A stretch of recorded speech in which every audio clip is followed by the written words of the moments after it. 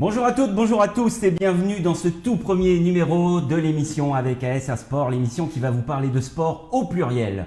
On va se retrouver maintenant tous les mercredis à 19 h sur cette même chaîne pour vous développer un petit peu l'actualité sportive du week-end à venir. On va vous faire votre agenda sportif, vous proposer 5 événements qui vont s'enchaîner tout au long de la semaine entre le vendredi et le dimanche et que vous pourrez suivre si vous en avez envie, aller supporter nos clubs clermontois et nos clubs auvergnats.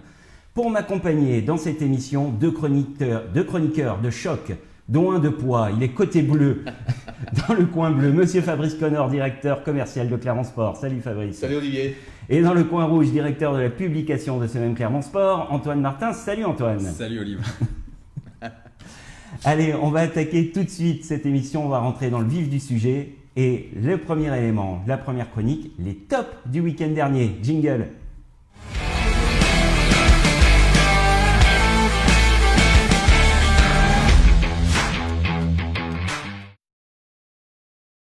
Allez Antoine, prime à la jeunesse, c'est toi qui commence. Ben moi mon petit top, j'aurais dit la SM Romagna, grosse victoire à l'extérieur à Bègle, 70-17 si mes souvenirs sont bons. Première mi-temps un petit peu accrochée, voilà, elles gagnent 20-10. Bon, après elles ont fait la différence en seconde période, hein. Peut-être un peu plus de fraîcheur, plus de talent. Après voilà, Bègle c'est pas l'énorme équipe de leur poule, mais ça reste une super performance. Meg Mambé notamment a marqué un quadruplé. La jeune recrue Océane Buisson qui vient de la Plaine met un triplé. Donc c'est une bonne performance et ça permet de les mettre en confiance avant le match contre Blagnac à domicile ce week-end, quoi. Très bien, la SM Romagna en premier top du week-end. Fabrice, qui est-ce que tu as souhaité mettre en lumière? Moi je mets en lumière le HBK 63 parce que c'est la première victoire, c'est historique en deuxième division nationale, c'est pas rien. Donc elles avaient démarré par 2 défaites, pratiquement une leçon de hand le premier match contre Plan de Cuc à la Maison des Sports, 40-27. Elles avaient un peu plus résisté à cette Surbelle, perdu 29-23. Il fallait absolument gagner. Elles l'ont fait. Alors 30-29, hein, c'est une petite victoire, mais c'est une victoire quand même, c'est l'essentiel. Hein. Qu'on gagne de 10 buts ou d'un seul but, peu importe, l'essentiel est assuré. Donc voilà, je voulais vraiment marquer le coup parce que, encore une fois, c'est une victoire historique qui en appelle d'autres, parce que je sais que c'est un club qui est très ambitieux. Donc bravo le HBK 63. Bravo aux filles. Alors moi pour ma part, j'ai choisi de mettre en avant un sport dont on parle très très peu, c'est le tir à l'arc, qui nous a pourtant donné dans la région un champion olympique. Et j'ai choisi de mettre en avant le club de Rion, et particulièrement la section féminine, qui a tout simplement remporté la Coupe d'Europe des clubs. Je vais y arriver. Donc un grand bravo à Audrey Adisseon, Lisa Barbelin et Aurélia Treves qui ont dignement représenté l'Auvergne ce week-end. Sur un score de 27-26, il y a eu un tir de barrage. Donc en gros, on allait aux prolongations, hein, pour faire simple. C'est aller vraiment au bout du suspense. Donc un grand bravo, mesdames. Vous avez représenté dignement l'Auvergne et merci. On va maintenant commencer à détailler un petit peu notre agenda du week-end et on va commencer avec un événement sportif qui va se dérouler vendredi à 20 h à la Maison des Sports. On a choisi de mettre en avant le basket, la Jave. Antoine, c'est toi qui t'y colle. Ouais, et c'est parti. Donc la Jave accueille Saint-Chamond, qu'ils ont déjà rencontré hier en Coupe de France. Alors explique-nous pourquoi ils se rencontrent 2 fois de suite. Alors déjà parce que hier c'était la Coupe de France, donc une première défaite, 81-73, pas forcément l'objectif du club de toute façon. Ils ont manqué un petit peu d'adresse, donc on se retrouve à la fin avec un score un peu à leur défaveur. Vendredi, donc c'est la Leaders Cup. La Leaders Cup. Donc la Leaders Cup, c'est la coupe qui se passe avant le début du championnat. Donc le championnat qui va démarrer dans 3 semaines, parce que je crois que c'est le 11 octobre à Denain que le championnat débute. Donc la Leaders Cup, c'est 6 groupes de 3 équipes. On essaye un petit peu de rejoindre les équipes au niveau des régions. Donc il y a Blois, Saint-Chamond et la Jave Vichy qui commence dès ce week-end, donc dès vendredi soir à la Maison des Sports. Et pour ce premier match de Leaders Cup. Voilà en gros comment ça va se passer. Est-ce que tu peux nous détailler un petit peu le contenu de cette compétition, le déroulé de cette compétition? Oui, alors bien sûr, après, donc, si vous voulez, l'intérêt de cette coupe, il est aussi multiple, c'est-à-dire que c'est aussi pour les équipes l'intérêt de se tester avant les compétitions principales comme le championnat, et la Pro B notamment, et puis bien sûr, le leader et le gagnant de la Leaders Cup est qualifié en play-off. Voilà, donc c'est là qu'on peut essayer de jouer à fond aussi, quoi. D'entrée de jeu, on peut déjà avoir une place sécurisée. Alors on va déborder un petit peu là, au-delà de cette Leaders Cup et se projeter un petit peu vers l'avenir. Fabrice, on a suivi ces dernières semaines les matchs de préparation de la Jave. Comment tu les vois là dans cette saison qui démarre? Bah écoute, les matchs de préparation se sont pas trop mal passés. Après, bon, on sait tous qu'en sport collectif, une période de préparation, c'est pas toujours la vérité parce qu'il y a des automatismes, voilà, il y a des joueurs qui se connaissent pas, parce qu'il y a des arrivées. Après, le coach, surtout en basket, en plus, doit mettre en place des, des, euh, des, euh, euh, des des systèmes, on a cherché le mot, merci Antoine. Voilà, des systèmes défensifs et offensifs. C'est moche de vieillir. Hein. Ouais. Ouais, ça, par contre c'est pas bon. Donc des systèmes offensifs et défensifs. Donc voilà, après en basket c'est vrai que il faut, on voit en JP League, même en NBA, donc la Pro B c'est pareil, il faut vraiment s'adapter au discours du coach, à la mise en place des joueurs. Donc, mais moi j'ai vraiment confiance en cette équipe de la Jave, Clermont, parce que ils ont fait une belle saison l'année dernière et je pense qu'ils peuvent refaire la même saison cette année. Et la cerise sur le gâteau, bien évidemment, ça serait cette montée en Pro A. Donc moi je pense que les matchs de préparation se sont bien passés, pardon, mais bon voilà, après cette défaite hier, je ne suis pas sûr qu'elle soit très significative. Non. Après la Leaders Cup, voilà, si tu la remportes, bon, tu as une place en play-off, donc ça c'est pas rien, quoi. Et puis en plus, tu n'as pas besoin de finir dans les 8 premiers. Si tu gagnes la Leaders Cup, tu peux finir 12e et être en play-off quand même. Donc ça c'est vraiment super, quoi. C'est vraiment super. Et Antoine, le fait de rejouer Saint-Chamond, pour toi, à ton avis, ça va être plutôt un avantage, plutôt un inconvénient psychologiquement, ça risque d'avoir un impact? De toute façon, c'est deux clubs qui se connaissent très bien, donc ils sont habitués à se rencontrer très régulièrement, c'est un derby, donc moi je pense pas que ça va avoir un impact particulier. Comme je disais tout à l'heure, ça reste la Leaders Cup, c'est-à-dire que moi je pars du principe aussi que de toute façon, il faut quand même garder un rythme sur toute l'année. S'ils veulent aller en play-off, c'est pas parce qu'on va la valider avec la Leaders Cup qu'il faut pas finir dans les 8. Il faut quand même essayer d'avoir un rythme soutenu tout au long de l'année pour arriver en forme à la fin de saison et notamment pendant les playoffs. Je suis pas sûr que ça va jouer beaucoup, que ce soit Saint-Chamond ou une autre équipe. Après, c'est juste la notion de derby qui va rentrer en compte et qui va motiver peut-être un peu les troupes, quoi. Mais il y a beaucoup de nouveaux joueurs, voilà, hein, Soukhaoumou, Koné, Ndoye et Rosenfeld notamment. Bah, c'est à eux de trouver leur place dans cette rotation et puis après, ça ira tout seul, quoi. Mhm. Alors messieurs, on va essayer à chaque fois de terminer un petit peu nos rubriques sportives par un petit prono. Vous êtes les rois du prono, vous nous avez montré ça dans le pilote. C'est ça, exactement. Fabrice, un prono pour ce match face à Saint-Chamond? Allez, je vais dire une victoire de 10 points. Une victoire de 10 points. De la Jave, bien sûr. De la Jave, bien sûr, la Bon. Jave Clermont, soyons chauvins un peu. Il y a intérêt, on est là pour ça. Bah, on est à la maison, comme je disais tout à l'heure, je pense qu'il y a encore 2-3 trucs à revoir. Voilà, De Naf, faut qu'il travaille un peu son adresse. Ndoye Koné qui arrive. Moi, je dirais une victoire, mais de 4-5 points, ouais, pas plus. D'accord, donc match assez serré. Ouais, assez serré, ouais, jusqu'au bout. Tu peux nous rappeler, si tu l'as en tête, le score d'hier? 81-73 pour Saint-Chamond, ouais. Voilà, donc, Et Donave, c'est le Steph Curry de la Ouais. Jave Clermont. Ouais, Donc bien sûr. s'il prend feu, après, ça peut changer plein de choses. Ok, donc victoire de la Jave, on va noter ça dans nos tablettes. Je vous redonne le rendez-vous, ce sera vendredi 20 septembre à 20h à la Maison des Sports. On compte sur vous pour aller soutenir la Jave à la Maison des Sports. Le lendemain, on passe au samedi à 17h. Rendez-vous à l'Arténium de Serra, magnifique salle, pour aller voir du tennis de table, parce qu'il y a aussi du tennis de table de haut niveau à Clermont-Ferrand. Là aussi, Antoine, je vais commencer par toi, parce que c'est toi qui suis le club régulièrement. Les hommes de David Nel qu'on salue. Ouais, c'est un club qui fait un super travail de formation, qui a la chance d'avoir en effet une salle extraordinaire comme celle de l'Arténium. C'est vrai que je pense que c'est pas donné à tous les clubs de France d'avoir cette possibilité-là. Ils viennent de sortir d'une saison exceptionnelle, une demi-finale de Coupe d'Europe. Ils font une montée en N2. Bon, ils se maintiennent pas, mais ils redescendent en N3. Il y a eu du recrutement, donc voilà, l'arrivée de Damien Ivars, le jeune Hugo Prévost qui avait déjà fait quelques apparitions en équipe 1 l'année dernière, qui revient là et qui intègre complètement la rotation de l'équipe de Christophe Junke. Donc je pense que là, il y a vraiment du potentiel dans cette équipe. Il y a des jeunes qui se connaissent bien, qui ont du talent et là ils attaquent contre Équirol, donc du coup samedi à l'Arténium, c'est à 17h, c'est ça? C'est à 17h. 17h contre donc Équirol. ouais, ça va donner, je pense. Ouais, c'est à mon avis petite victoire à domicile, ce serait bien, j'espère pour eux du moins. Fabrice, tu avais suivi un petit peu l'année dernière cette épopée européenne du Stade Clermontois? Oui, j'avais suivi un peu, et puis notre ami David Neil aussi, que je salue, moi, qu'on aime bien, et voilà, on lui fait un grand coucou. Oui, j'étais un petit peu surpris. Alors moi, j'ai aucun problème à reconnaître que le tennis de table, c'est pas ma spécialité. Mais quand je m'intéresse et je regarde les résultats l'année dernière en Coupe d'Europe, on se dit quand même que c'est une demi-finale, donc c'est pas rien, quoi. Parce que dans tous les sports aujourd'hui, quand tu vas en demi-finale de Coupe d'Europe, c'est que tu as fait une super saison. Alors, on va préciser pour les gens qui nous suivent, il s'agissait d'une Coupe d'Europe pour les clubs amateurs. Il y a la Ligue des Champions et le deuxième niveau en Coupe d'Europe pour les clubs professionnels. Et en tennis de table, les clubs amateurs ont la possibilité de se regrouper, Voilà, de de s'inscrire. se retrouver dans une Coupe d'Europe. Mmh. Et c'est donc dans ce cadre-là que nos Clermontois sont allés en demi-finale. Excuse-moi, je t'ai coupé. Non, mais c'était parfait, t'inquiète pas. Mais c'est vrai, ouais, enfin, en tout cas, une demi-finale, ça reste quand même un résultat vraiment probant, quoi. Il n'y a pas de fumée sans feu, comme on dit. Donc voilà. Après, c'est un club,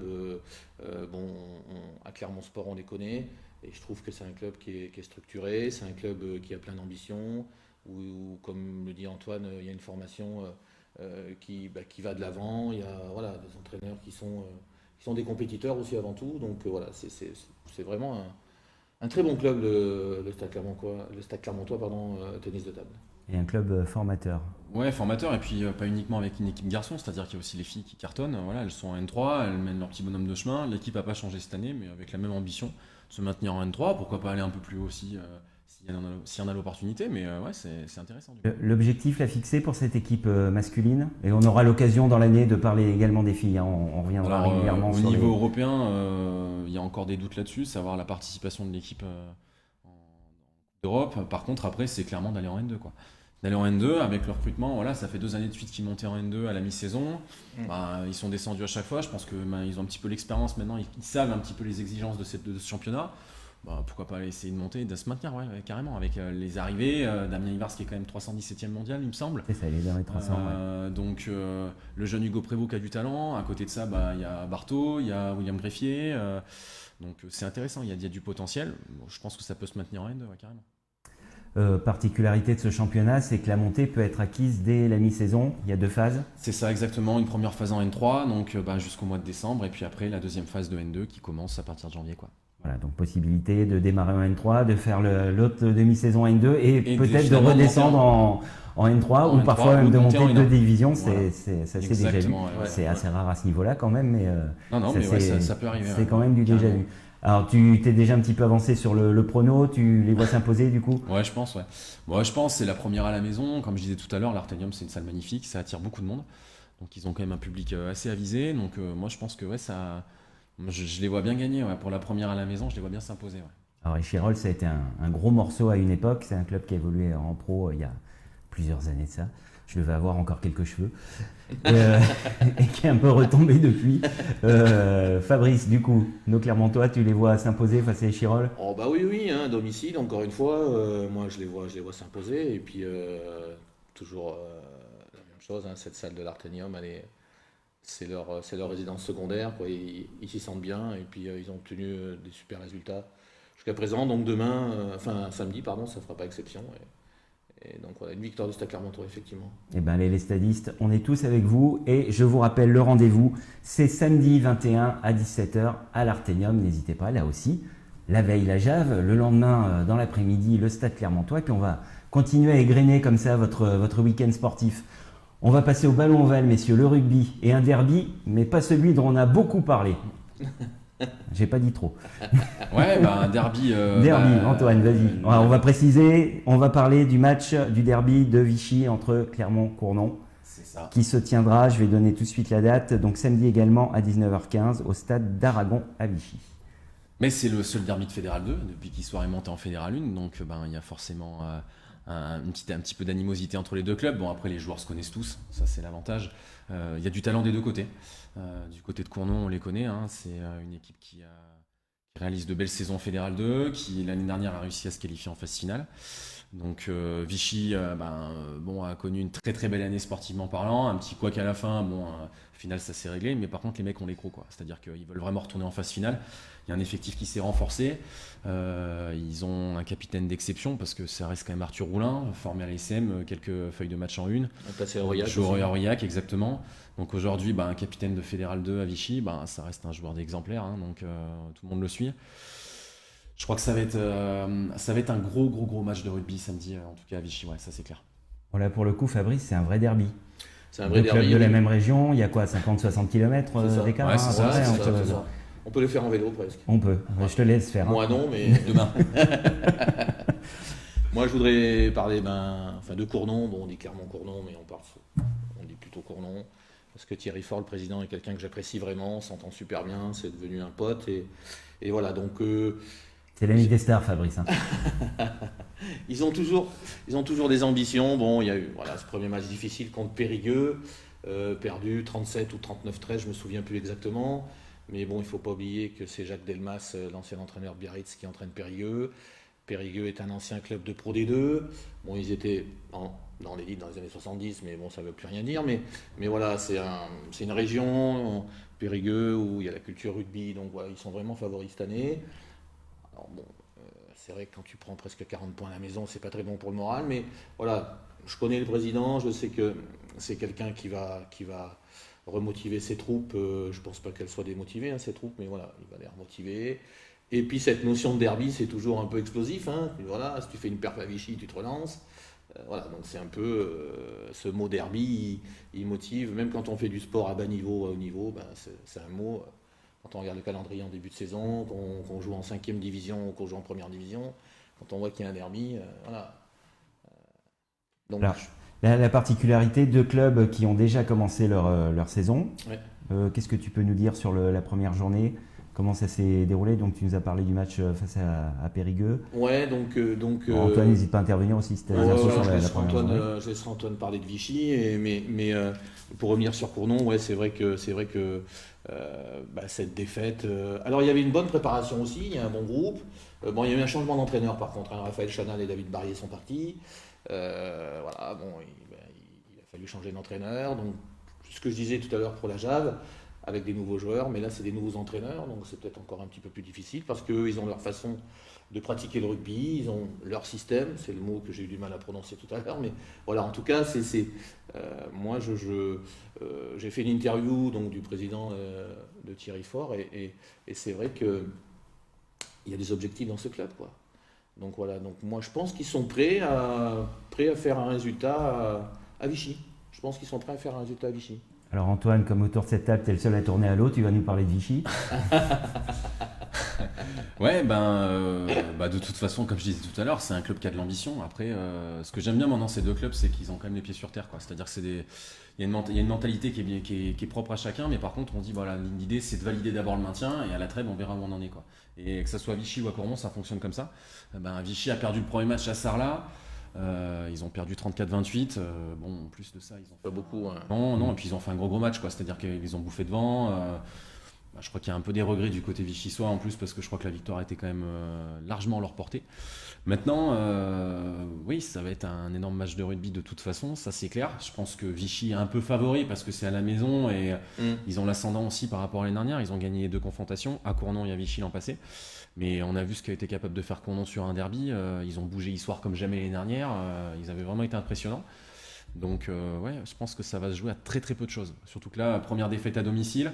Ils arrivent avec les crocs aussi, Cournon. Donc là, je pense qu'il va falloir. Est-ce que vous pensez l'un ou l'autre qu'un match avec autant d'enjeux et autant de pression, puisque c'est un derby, ça va au-delà de l'enjeu sportif, si tôt dans la saison, comment on peut le percevoir? C'est un plus, un moins, ça peut finir de souder un peu les différentes équipes? Oui, après, moi je trouve que ce derby vient un petit peu trop tôt dans la saison, justement. Parce que on ne sait pas ce que demain sera fait. Il y a juste un match. Donc après, maintenant, encore une fois, il y a tellement d'analyses vidéo, même en Fédéral 2, maintenant il y a tout ça, tout est préparé en fait. Alors moi je ne suis pas quelqu'un de la vieille école, je ne suis pas en train de me plaindre, mais c'est vrai que s'il y avait un petit peu plus de spontanéité, voilà. Mais ce derby il arrive trop tôt parce que moi j'aurais préféré peut-être un peu fin novembre, début décembre, là, imaginons que Vichy soit 2e, Cournon soit 3e ou 4e. Ça a encore un petit peu plus une connotation explosive, entre guillemets. Là, ça arrive un peu tôt. Mais ouais, un derby, c'est toujours un match particulier. C'est toujours un match particulier. Et toi, comment tu perçois Moi, je suis d'accord avec Fabrice. Je pense que ça arrive vraiment trop tôt. Après, les équipes sont encore en rodage. Voilà, Jean-Marc Chaderas et Patrick Giry ont pris les commandes de Cournon cet été. C'est assez récent. Il faut encore que les recrues se mettent un peu à la page, s'adaptent au système de jeu. C'est dommage que ça arrive si vite. Après, les mecs sont frais, quoi. Les mecs sont frais, ils ont des jambes, donc ça peut donner, quoi. C'est un peu la contradiction qui existe en fait avec un derby, comme disait Fabrice, qui arrive, un derby hivernal, où là, on sait de toute façon, c'est la tête dans la boue, hein, voilà. Donc, on sait que c'est des matchs où il y a très très peu de points, où c'est très très serré. Là, peut-être qu'on aura le sens inverse, on aura peut-être des grandes envolées, et on ne sait pas, on va voir, quoi. On va voir ce que vont nous réserver les deux équipes samedi, quoi. Alors là, messieurs, 2 équipes auvergnates, donc il va falloir vous mouiller sur le pronostic. Fabrice, J'en ai un, moi. vas-y. 22 partout. Je peux pas. Ouais, je vais dire 23-22 pour Cournon parce que c'est pour Thierry, mais allez, 23-22 pour Cournon. Ouais, non, moi je reste sur ce que je dis. Je pense que Vichy va l'emporter. Après, je vois pas un score très très large. Cournon aurait gagné à la maison le premier match.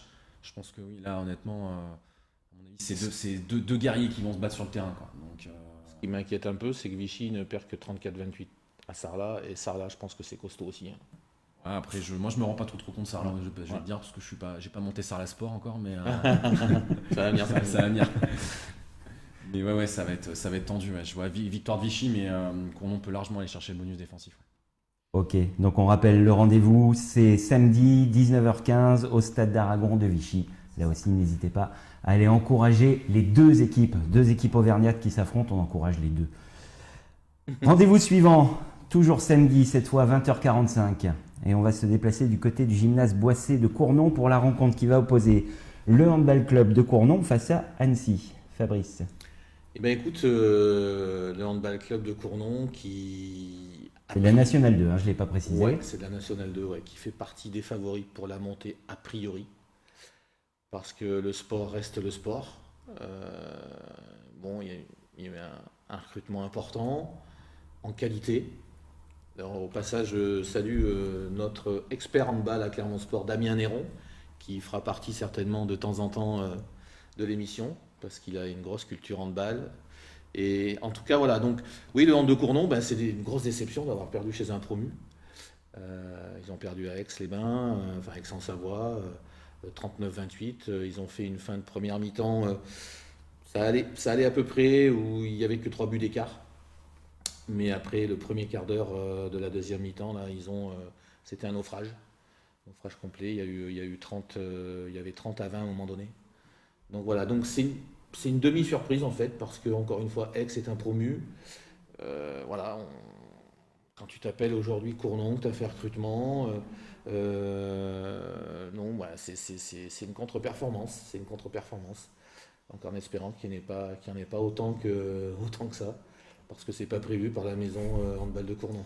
Alors avant de passer à l'avis d'Antoine, Annecy, c'est du costaud. Et ben Annecy, c'est un promu également. Mais aujourd'hui, voilà, ça c'est des coins aussi. Annecy, que je connais un peu parce que mon fils habite pas très loin. Mais voilà, Annecy, c'est une région sportive et puis c'est un promu. Donc les promus, encore une fois, c'est un sport, enfin c'est un sport collectif. Donc quand tu montes, ben voilà, il faut se renforcer. Et si la mayonnaise elle prend, et ben ils peuvent très bien. Donc là, on ne sait pas quoi en fait. Mais je pense qu'Annecy, ouais, à mon avis, ça doit être une équipe solide, à mon avis. Antoine. Bah, c'est solide du coup, ouais. Ouais. Ouais, c'est solide, c'est un promu mais qui s'est renforcé cet été. Bah, de toute façon, là, il y a plus de choix, quoi. Là, c'est-à-dire qu'il faut gagner. Ce que je trouve un peu dommage, en fait, c'est que tout le monde, depuis le début de l'année, commence à dire ouais, Cournon doit être en N1, c'est pas possible maintenant, il faut qu'il joue les premiers rôles. Faut qu'on pose un peu le truc, quoi. Calmons un peu tout ça. Il y a énormément de recrues qui sont arrivées. Je pense à Lucas Minubarbe qui vient de Saint-Flour. Je pense à Lazic, à Mangouré. Il y a un nouveau coach. Il y a un joueur D1 italienne qui est arrivé aussi cet été. Voilà, il faut que tout ça se mette en place. C'est pas sur un premier match qu'on peut juger une équipe. Voilà, ça arrive à toute grande équipe de faire un faux pas dès la première journée. Bon, le faux pas est important là parce que c'est un promu, mais des promus qui sont en forme en début de saison, on les voit dans tout type de championnat. On le voit encore aujourd'hui dans le foot en Ligue 2. Ils sont souvent les plus forts, les promus. Et en général, c'est ça. Quand on voit Chambly faire ce qu'ils font en Ligue 2 à l'heure actuelle, exactement. je pense qu'il faut y aller un petit peu mollo avec un peu le plus Cournon. motivé, ouais. Et peut-être plus en début de saison, la préparation n'est pas forcément la même. Ouais, il y a eu beaucoup de blessés aussi. Il y a des mecs qui sont pas à 100% de leur forme. C'est ça. Le truc. Ouais. Là, ils sont à domicile ce week-end, même si Yacine s'est renforcé. Bon, ils vont redresser le tir, il n'y a pas de problème. Moi, je vois pas ce qui va les empêcher ce week-end d'aller faire un résultat. Après, c'est encore en rodage, donc il faut calmer un peu le jeu avec cette équipe-là, leur laisser le temps de mettre leur jeu en place.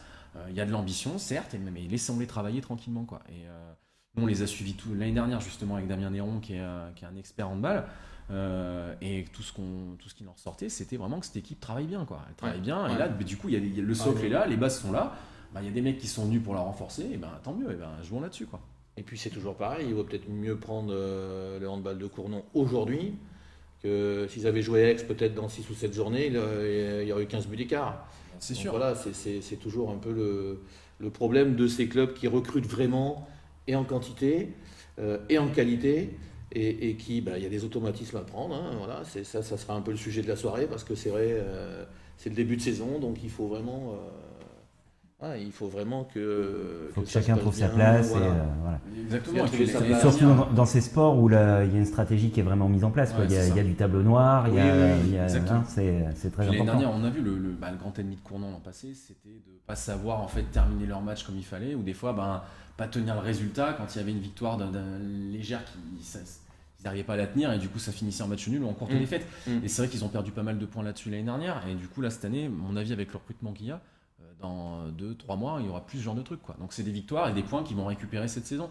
Commencer par une défaite à l'extérieur, de toute façon, il y en aura d'autres, hein, donc faut relativiser un petit peu le truc, je pense. Mais je suis d'accord avec toi, mais il y a toujours un mais, parce que voilà, ça aurait été quand même mieux de gagner. Mais il faut relativiser, tu as raison. Fab, moi je suis entièrement d'accord avec toi, c'est toujours mieux de gagner. Ouais, c'est sûr. Mais voilà, après de là à dire, quand on écoute un peu tout le monde qui discute sur le hand de Cournon, en ce moment tout le monde dit ouais, ils ont perdu contre le promu, ils en accueillent un deuxième. Oh là là, s'ils perdent, bien sûr, c'est pas bon, mais c'est pas écrit qu'ils vont perdre. On va se détendre. Exactement. Et d'une que du sport, et de deux, ce sera que le deuxième match. Exactement. C'est ça. Exactement. Et puis des fois, il y a des défaites constructives aussi, n'oublions pas. Ouais, carrément. Oui. Un prono. Cournon, allez, je dirais Cournon, à mon avis, vont être remontés comme des pendules.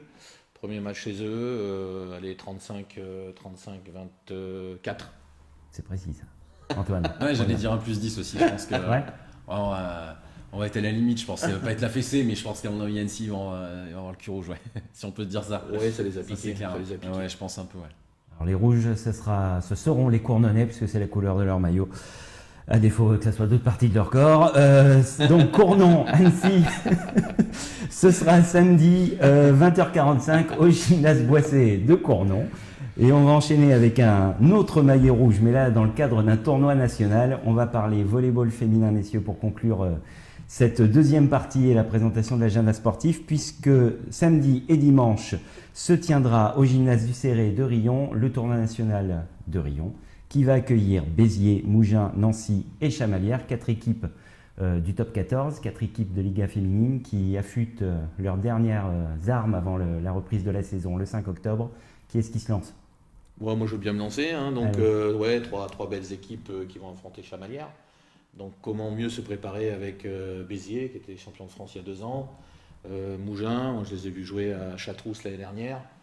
Belle équipe de Mougins, entraînée par Marie Tari qui a fait les beaux jours du volley d'Orient. Je m'en souviens bien de Marie Tari avec Catherine Bouchon, Catherine Forcleda, Valérie G et toute la clique.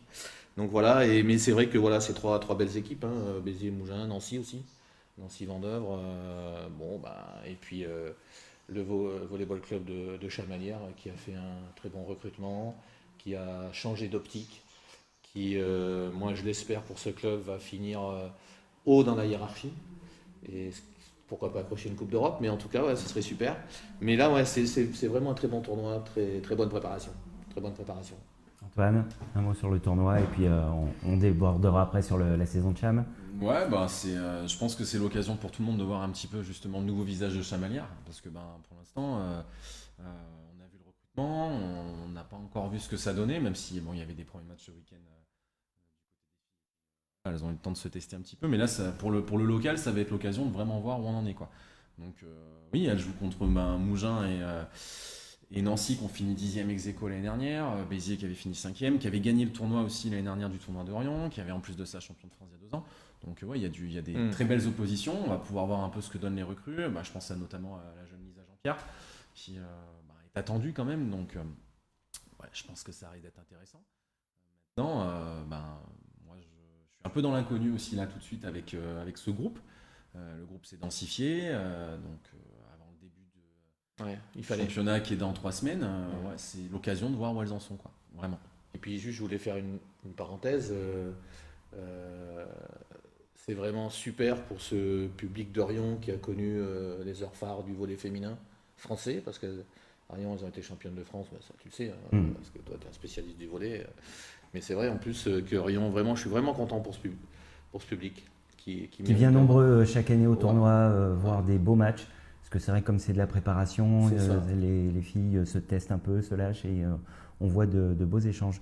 Les Panthères ont participé au tournoi de Nancy le week-end dernier. Mhm. Elles retrouvent Nancy là et ça va être le premier adversaire à domicile. Alors un peu une autre question que je vous ai posée tout à l'heure, avantage ou inconvénient pour vous? Bah écoute, enfin, en tout cas, ouais, ça peut être. C'est difficile parce que, encore une fois, le championnat, c'est une autre compétition. Après, que tu gagnes ou que tu perdes, alors tu peux, connaissant bien Atman, je suis sûr qu'il a remarqué quelques défauts de cette équipe de Nancy. Mais voilà, après, voilà, c'est une autre compétition, quoi. On peut pas. C'est voilà, un match amical, un tournoi amical est complètement différent d'une journée de championnat de France. Puis c'est tellement important, et c'est pas au Volleyball Club de Chamalières que je vais apprendre ça, que de gagner à Châteauroux, c'est important de gagner à la maison pour pouvoir avoir le moral, quoi. Mais ouais, après, je sais pas trop en fait. Ouais, je suis indécis là-dessus. Je sais pas trop. Si c'est un avantage ou un inconvénient, je sais pas trop. Antoine? Moi, je pense en fait qu'en début de saison, affronter une équipe une semaine sur l'autre, il peut y avoir énormément de changements, quoi. Parce que d'une semaine à l'autre, on peut passer du mode rodage au mode on est prêt. Il suffit que ça soit une semaine de préparation. Enfin, il y a énormément de facteurs qui rentrent en jeu. C'est pas comme si on affronte la même équipe en fait en milieu de saison et qu'on a le même niveau de forme, quoi. Donc, moi, je pense que c'est un avantage. C'est un avantage parce que ça va permettre de se tester et d'être encore sur l'exigence de certaines équipes du niveau qui était à peu près du niveau celui de Chamaillard l'année dernière. Et en une semaine, de voir voilà, où on en est une semaine à l'autre par rapport à cette équipe-là, quoi. Est-ce qu'on a vraiment la capacité pour se placer à une place? Tout à l'heure, Fabrice parlait d'Europe. Est-ce qu'on peut se situer entre la 5e et la 10e place facilement et donc être considéré comme meilleur qu'une équipe comme Nancy ou comme Mougins, par exemple? Alors, Je pense que- autre point important, c'est que Chamalières ne sera pas encore au complet. Chamalières sera au complet vraiment dans les dernières minutes avant le début du championnat, puisque les 3 Camerounaises vont arriver au D'accord. tout dernier moment de D'accord. leur sélection. Mhm. Donc voilà, ça aussi, là c'est un Chamalières qui évolue Ouais. sans Nana Chujang, C'est ce ça. qui est quand même une arme de poids, même si cette année ce ne sera pas la seule, mais je vous en laisse la surprise. Ah ouais, non, mais C'est c'est pas sûr. la même équipe, c'est sûr. euh, Sans elle, c'est pas la même équipe. Ah non, c'est clair. Et puis, Ouais. je pense qu'on s'appuyait beaucoup sur les performances de Nana Chujang les dernières saisons, Mhm. l'année dernière encore. Maintenant, on va voir un petit peu comment cette équipe va pouvoir jouer sans elle. Justement, c'est peut-être encore plus intéressant d'aller voir Chamalières là, de se dire, bon ben voilà, la capitaine n'est pas là, la meilleure joueuse n'est pas là, du moins celle des saisons précédentes. Qu'est-ce que ça va donner sans Nana Chujang cette saison, quoi. Donc, je Et on pense que là, il y pourra- a et on pas mal de pourra questions répondre. qui sont intéressantes. Ouais. Et on pourra répondre à la question, est-ce qu'il y a une Nana Chujang dépendance au Volleyball Club de Chamalières? Non, mais c'est vraiment l'occasion. Oui, c'est vrai. On va Barcelone avec Messi. Voilà, c'est ça. Alors ce tournoi national de Rion, ce sera samedi et dimanche au gymnase du Céré à Rion, donc n'hésitez pas à aller encourager et découvrir ce nouveau visage des Panthères de Chamalières. Avant de passer à notre débat, messieurs, je vais récapituler un peu nos rendez-vous du week-end, ceux qu'on a choisis pour vous, de manière totalement arbitraire, mais on est comme ça. Vendredi à 20h, Maison des Sports, c'est du basket, la Jave face à Saint-Chamond en Leaders Cup. Samedi 17h à l'Arténium, du tennis de table avec le Stade Clermontois face à Échirol, c'est la première journée de National 3. Du rugby à partir de 19h15 au Stade d'Aragon de Vichy, c'est le derby Vichy contre Clermont-Cournon. Toujours samedi à 20h45 au gymnase Boissé de Cournon, du handball avec le HC Cournon face à Annecy, c'est la deuxième journée de National 2. Et enfin, tout au long du week-end, le tournoi national de volley de Rion. On compte sur vous pour aller encourager nos équipes. Messieurs, pour finir cette émission, presque finir cette émission, on va à chaque fois local, d'actualité nationale, on va varier, on va voir un peu ce qui nous inspire. Et j'ai décidé pour cette première de vous interroger sur la France est-elle un pays d'exploit incapable de gagner une grande compétition? Vous imaginez bien que c'est l'actualité du basket qui m'a fait penser à ce thème. On tape les États-Unis, exploit énorme, et derrière on se fait massacrer par l'Argentine. Au rugby, on tape les Blacks, on est incapable d'être champion du monde. Gasquet est capable de battre Federer, jamais il gagnera un grand chelem de sa vie. C'est quoi ce pays de merde? Messieurs, qui veut commencer? Bah moi, vas-y. Ouais. Vas-y Antoine. Moi, je pense que c'est surtout une question d'homme en fait, parce que au foot, en ce moment, on a une génération qui gagne tout. Ouais, on a longtemps fait des exploits sans. Enfin, on était les seuls à taper le Brésil, mais on n'arrivait pas à être champion du monde. C'est une question d'homme. C'est-à-dire que je pense qu'à mon avis, on l'a vu au handball. Au handball, pendant 10 ans, on a été au sommet du hand au niveau des mecs. En ce moment, les filles, c'est pareil. Teddy Riner est au sommet du judo depuis une dizaine d'années. Il faut aussi mettre un peu tout ça en place. C'est-à-dire que moi, je suis d'accord quand je vois les performances du basket et surtout du rugby. Moi, le rugby, j'hallucine quand je vois ce que fait cette équipe de France depuis quelques années. Je me demande, mais qu'est-ce qui se passe? Je pense que ça vient surtout d'un problème au niveau des fédérations et de la ligue. Et il faut se poser des bonnes questions, peut-être au niveau des mecs qui managent tout ça. C'est-à-dire que un mec comme Didier Deschamps, tout ce qu'il touche, il le réussit. Ce mec, partout où il est passé, il a gagné. En tant que joueur, il a gagné partout. En tant qu'entraîneur, chaque équipe qu'il a prise, il a fait un truc. Souvenez-vous, il a commencé avec Monaco en 2003-2004. 2004, ouais. 2004, il fait quand même les finales de Ligue des Champions. En 2004, ouais, il Donc, perd contre Porto. c'est bien une question d'homme. Il y a un moment donné, c'est que moi, je suis d'accord quand tu dis que on est capable de faire un exploit et on est capable de s'effondrer après. Et je pense que ça fait partie aussi de la mentalité française qui est comme ça. On se pose beaucoup trop de questions. Ça, c'est clair. On voit les joueurs. Il y en a certains. Je lisais encore un reportage l'autre jour sur l'équipe de France de rugby. Il y en a qui disent qu'ils étaient tétanisés de porter le maillot. Parce qu'ils subissent la foudre des médias, parce que je pense qu'en France, on a tendance à tourner, on passe très très vite du coq à l'âne au niveau de la médiatisation d'un sportif, en disant c'est un dieu, et une semaine plus tard en disant qu'en gros, ce mec, on lui marche dessus. On a le cas avec Benzema. Benzema, c'est exactement ce qui s'est passé. Et aujourd'hui, c'est mon point de vue, bien sûr. T'as le droit.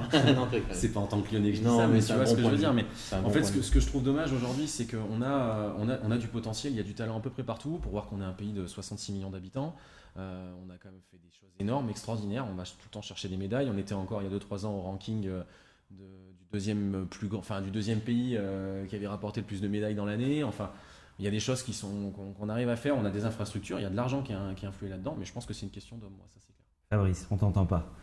Écoute, moi je suis un peu plus sceptique sur les performances du sport français. Je crois que c'est une question de culture et puis c'est surtout au niveau scolaire en fait.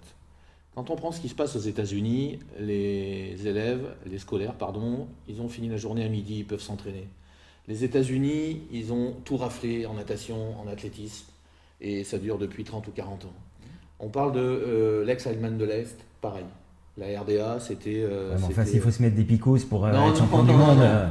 Non, mais ce que je veux dire, mais même les Allemands, d'ailleurs, je ne sais pas pourquoi je parle de l'Allemagne de l'Est, mais les Allemands, ils ont toujours été très très bons. À une époque, on disait le football se joue à 11 et c'est l'Allemagne qui gagne toujours à la fin. Donc voilà, et comme disait Antoine, là, je le rejoins là-dessus, la médiatisation précoce de nos champions, ça, c'est pas bon du tout, quoi. Quelqu'un comme Gasquet et Nadal, ils sont nés la même année. Gasquet, c'est quelqu'un qui était 15-2 à 10 ans.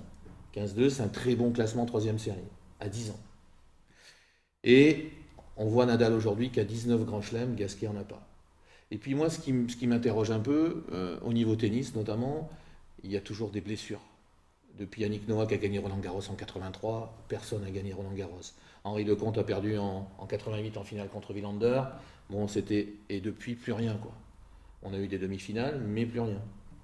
Après, effectivement, cette équipe de France de football, elle a été championne du monde en 98 parce qu'il y avait une super génération, et en 2018 parce qu'il y a une super génération. Le rugby, on ne sait pas trop ce qui se passe. Mais je pense que ce mal français, entre guillemets, je dirais, moi, il est un petit peu trop récurrent. Et voilà. Mais est-ce que la France est un pays de sport? Est-ce que Oui. Est-ce que le Français est un sportif, un supporter, ou est-ce qu'on est un peu là quand ça gagne et puis quand ça gagne pas, on laisse tomber? En fait, je pense qu'on tend de plus en plus vers ça. Et je ne veux pas citer le Michelin, mais je vais le faire. Je vois que le public du Marcel Michelin évolue et pour moi, il évolue pas dans le bon sens. Et je pense qu'en fait, on est en train de perdre un petit peu ce vrai supporter, ce vrai fan de sport en fait, qui est comme on peut l'être nous. Moi, par exemple, quand on va à un stade, on arrive quand même à dire, on n'est pas là toujours à se dire on est nul. C'est pas aussi catégorique, ça marche pas comme ça. Et malheureusement, je pense qu'aujourd'hui, les sportifs, et on le voit notamment dans le mal-être qu'il y a aujourd'hui avec le rugby, même si le mal au niveau du rugby est bien plus profond, c'est un mal de formation vraiment très très profond, en fait, on remarque aussi que le supporter basique du rugby, aujourd'hui, il connaît rien, quoi. n'y connaît rien et il va au stade. Et il apporte aucune plus-value en termes d'analyse sur ce qui s'est passé lors d'un match. Et je pense qu'aujourd'hui, les mecs, ils ont plus envie, quoi. Je pense qu'il y a aussi un manque d'envie de la part de ces mecs-là, quoi. Tant qu'on n'aura pas redoré un peu le blason aussi de leur équipe nationale, les gars, les générations qui arrivent, ils veulent plus y aller, quoi. Et tout à l'heure, je parlais de rigueur, tu parlais de rigueur, etc. Moi, je compare souvent ça aux Japonais, tu vois, qui, dans leur sport, notamment au judo, et ce sont des énormes travailleurs et travaillent à fond. Ils tombent face à un mec comme Teddy Riner depuis 10 ans qui les bouffe constamment, quoi. Et je pense c'est pour ça que moi je pense que c'est vraiment une question d'homme aussi et une question de structure. C'est-à-dire qu'aujourd'hui on sait que Teddy Riner, c'est un mec qui a hérité d'un héritage avec David Douillet, avec d'autres judokas qui étaient déjà sur une pente ascendante, et lui il a juste à travailler parce qu'il a un talent extraordinaire et à amener ça encore plus haut. Mais l'héritage footballistique, il a mis longtemps à se redébloquer, quoi. Il y a eu le passage Domenech, il y a eu des crises absolues, il y a Laurent Blanc qui a fait un petit peu ce qu'il pouvait, et puis il y a l'arrivée de Didier Deschamps qui a tout reconstruit et qui a repris un travail de longue haleine qui a dû être refait à la base avec des écoles de foot. C'est pas en claquant des doigts qu'on construit des générations de sportifs, quoi.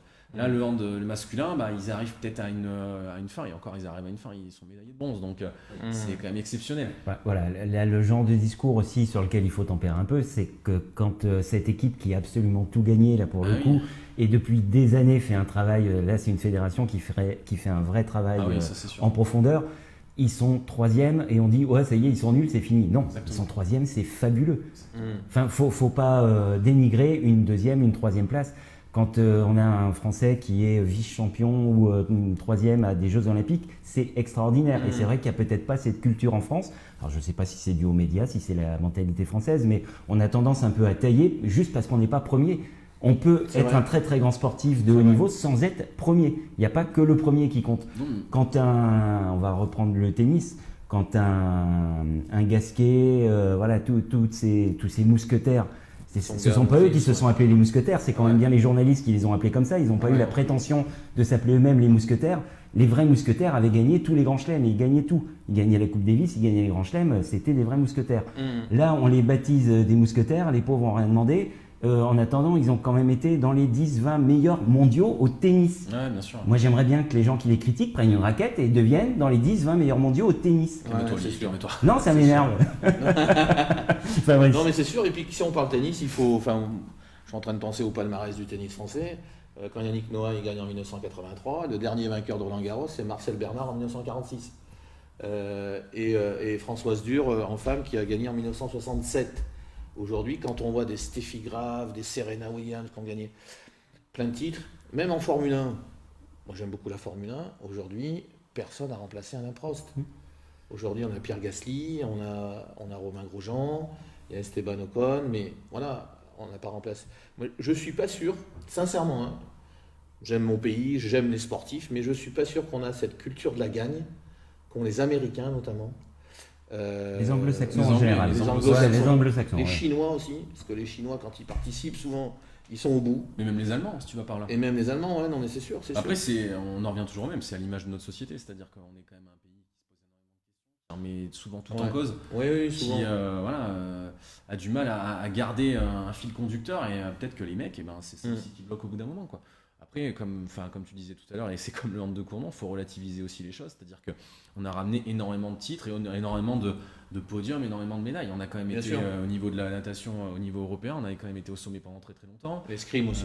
L'escrime, c'est incroyable. Enfin, voilà, il ne faut pas oublier ça, quoi. C'est-à-dire qu'il y a Lavillenie a quand même été aussi une figure emblématique du saut à la perche. Il y a un petit Sacha Zoya qui arrive aussi. Enfin, non, faut quand même. C'est un pays de 66 millions d'habitants. Les États-Unis sont plus de 350 millions, donc faut calmer un petit peu. Ouais.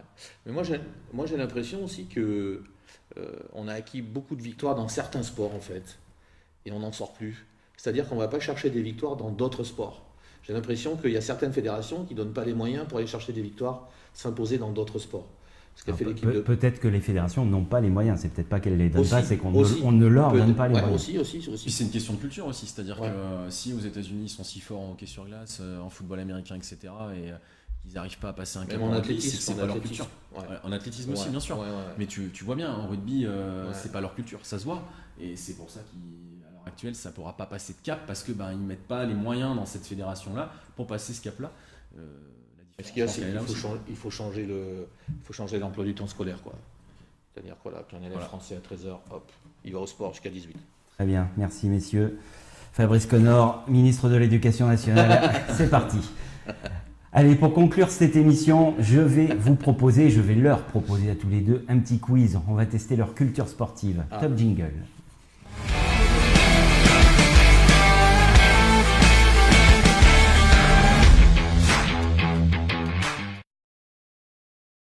Alors messieurs, 5 questions pour finir cette émission et on va voir si vous êtes vraiment des experts sportifs.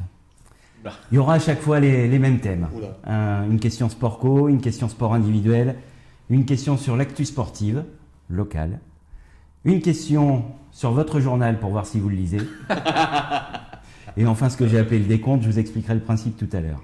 Première question, vous êtes prêts? Ouais. Ça va être la guerre. Hein. Sport co, qui a déclaré en 2004 ? Oh, vas-y. Vas-y.